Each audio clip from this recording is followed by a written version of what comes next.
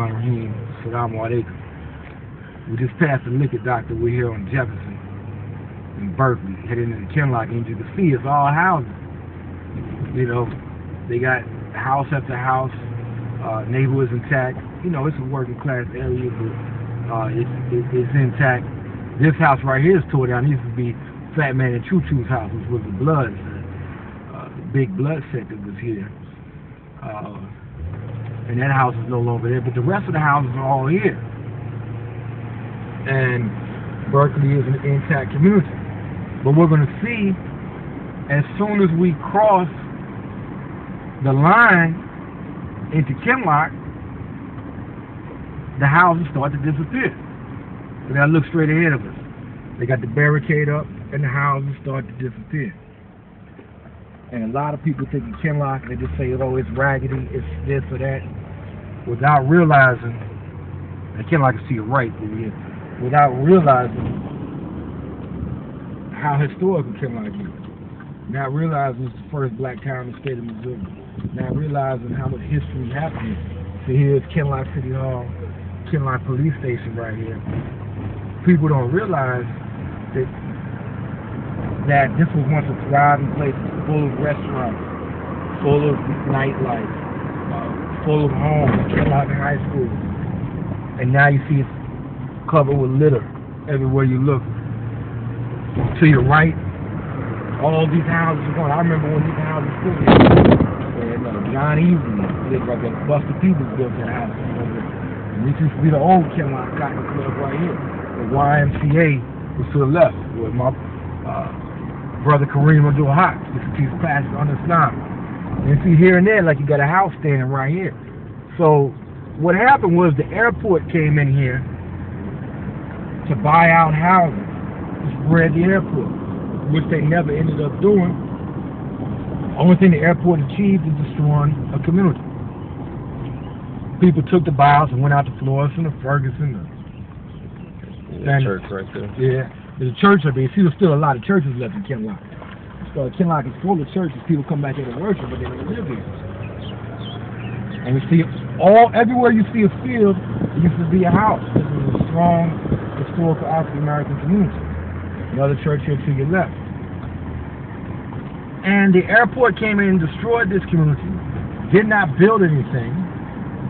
Did not help anyone. All this was for was agreed economic development, which would never benefit the people that live here. And we see these used to be senior apartments right here in front of us, and now they're here on Scudder and Martin Luther King's Old Carson Road. These apartments are now for the general public. It's not just senior citizens anymore. And that's one of the few clusters of areas that people still live in Kinloch. You see, like this building right here. This is what a lot of Kinloch looks like. This brick, burnt out, etc. You know, look to your right. All this was houses. You know, due to the airport, it's all gone. And here to you, we're going to come up here to the left. You can see we used to be Holy Angels Catholic Church. They then turned that into the Cotton Club too. That's a whole other story. And the Lucius Barbershop around here, and see, it used to be post offices and stores. Now this stuff is disappearing as the community is disappearing. This is the old Kinloch projects right here. As you can see, they've been repeatedly burnt up and set on fire. And you can see they're burned out. But I remember when this was full of people. Full of people. Used to be people living all up and down through these. St. Louis County hasn't done anything with these. There was nothing wrong with these structures. People could live in them.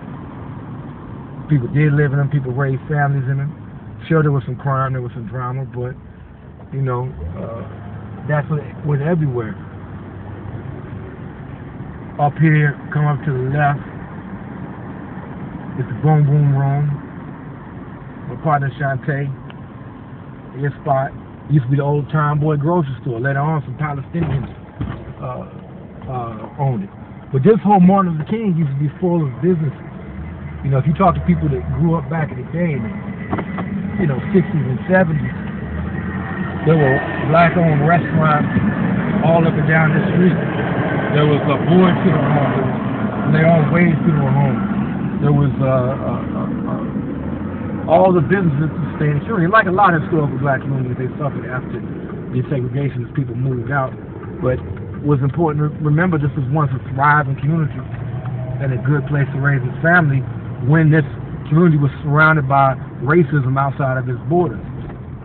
And we look over here, I don't know what they're going to do with it, but the road is closed.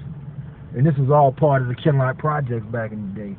Unfortunately, later on, lines became the big dope set, where a lot of stuff went down. But it was a place where a lot of people were able to raise their family.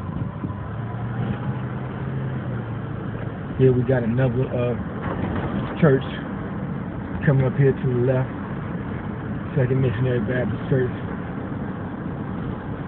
And again, these buildings are closed.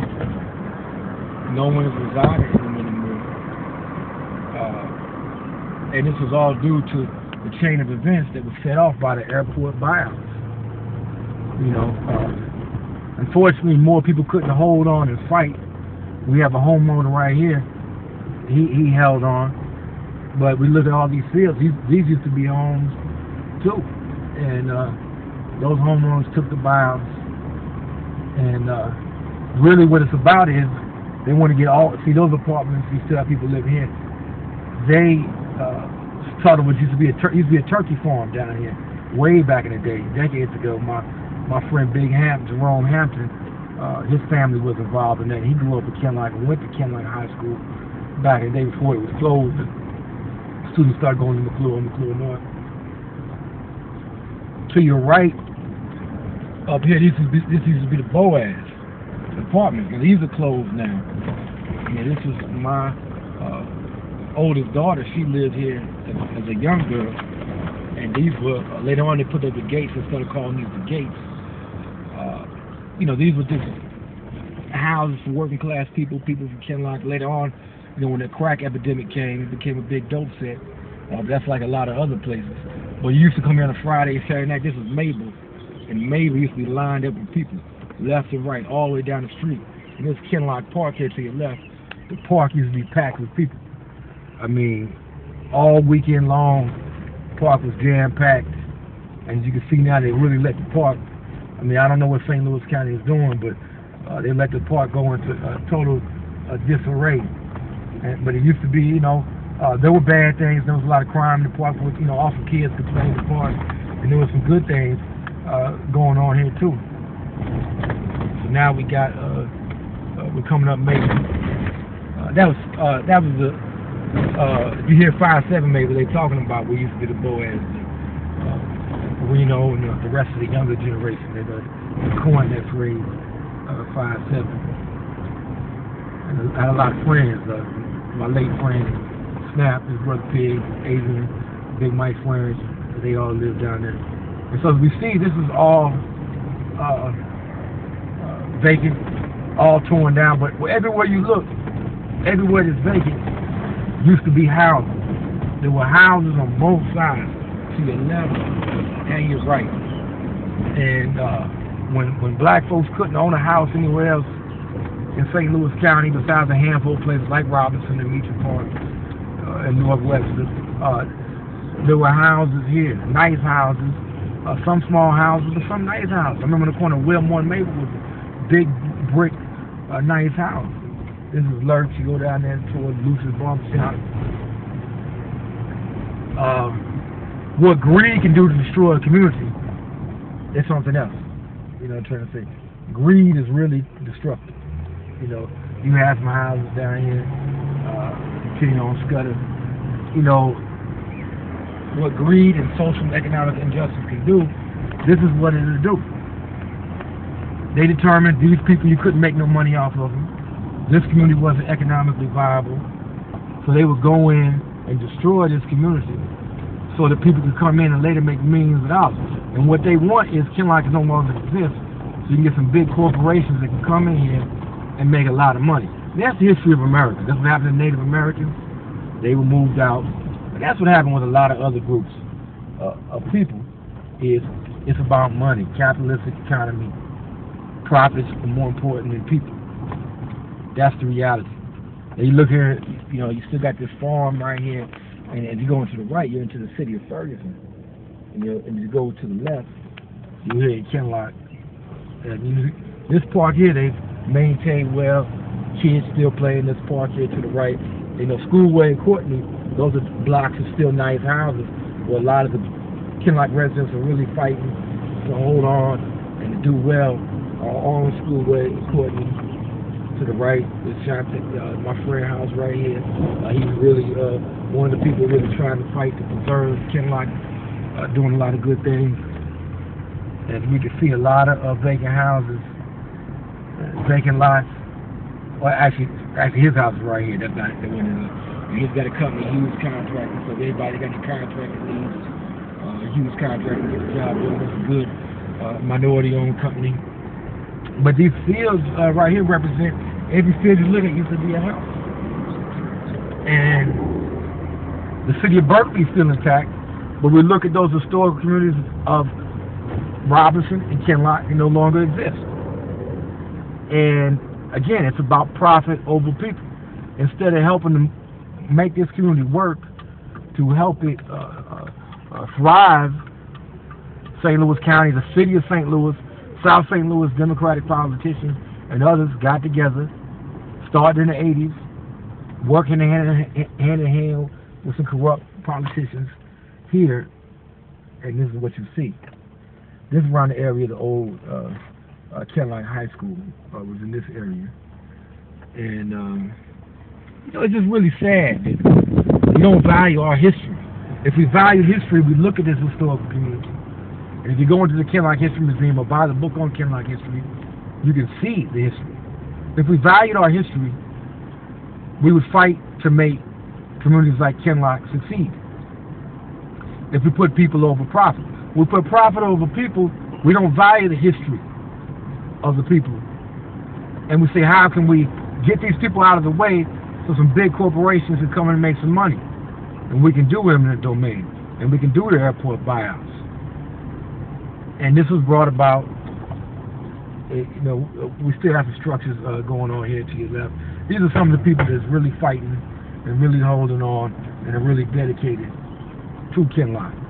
These people are all, in my book, heroes in the sense that they're holding on, they're fighting to save this historical African American community. And they're not going to let the Democrats in South St. Louis and Civic Progress and the Airport Authority and the big corporations want to get this land, get all of this land. And you might have seen in the news there have been some political corruption scandals and things of that nature. Well, you know what? You got political corruption all over the United States of America. It ain't just Kinloch. You know, things happen. You know, it's unfortunate, but you got to move on into the history. And this is Courtney. This is one of the nicer blocks here. You know, again, I view these people as heroes. They're holding on. They're fighting. And there's one of the Kinloch firefighters right here. And they're really doing a good job. And what needs to happen needs to be a reinvestment in Kinloch. Reopen the old BOAG, build new houses, tear down the old projects, build some affordable housing in their place, and then that'll get the retail to come back. That'll get the businesses to come back. That'll get people to come back. You know, some of the churches could be at the forefront of this. As a Muslim, there's never been a masjid, a mosque in Kinloch. Even though you have city councilman in Blackjack, Mr. White, born and raised in Kinloch. You have other people like Kareem Abdul-Haq, Jerome Hampton, who are Muslims from Kinloch. I would love to see a mosque out here. I would love to see a masjid for the Muslims in Kinloch, and for Muslims to be a part of saving this historical community. This is a place near and dear to my heart. I spent a lot of time here in my youth. I did get into a lot of trouble here, but you know, that was the fathers of my youth. We all live and learn a lot, and that's the process of life. In my first novel, Art Shadow, most of the novel is set in Kinloch and deals with the history and struggles of Kinloch. And so I look forward to everyone reading that novel, reading about the characters of Kinloch, and getting a little history lesson while you get an interesting story that is part street lit, part hard-boiled fiction, and a little bit of St. Louis politics and St. Louis history. Assalamu alaikum.